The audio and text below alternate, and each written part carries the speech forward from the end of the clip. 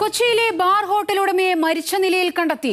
പഴയ മൂന്നാറിലെ ഹോട്ടലിലെ 5-ാം നിലയിൽ നിന്ന് വീണ് മരിച്ച നിലയിലാണ് കണ്ടെത്തിയത്. കാക്കനാട് സ്വദേശി ജിനി ജോസഫാണ് മരിച്ചത്.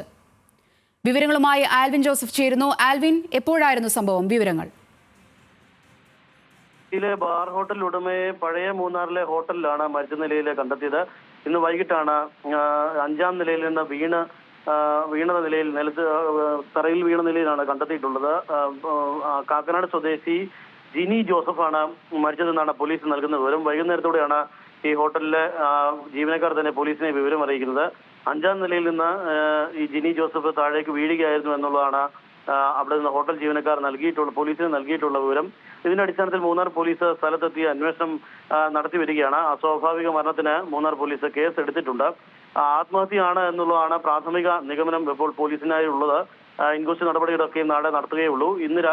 വൈകിട്ട് നാളെ രാവിലെ ഇയാൾ താമസിച്ചിരുന്ന മുറിയിൽ, ജിനി ജോസഫ് താമസിച്ചിരുന്ന മുറി തുറന്ന് വിശദമായ പരിശോധന നടത്തേണ്ടതുണ്ട് എന്നുള്ളതാണ് മൂന്നാർ പോലീസ് അറിയിച്ചിട്ടുള്ളത്. നിലവിൽ മൃതദേഹം ടാറ്റ ഹൈറേഞ്ച് ആശുപത്രിയിലെ മോർച്ചറിയിൽ സൂക്ഷിച്ചിരിക്കുകയാണ്.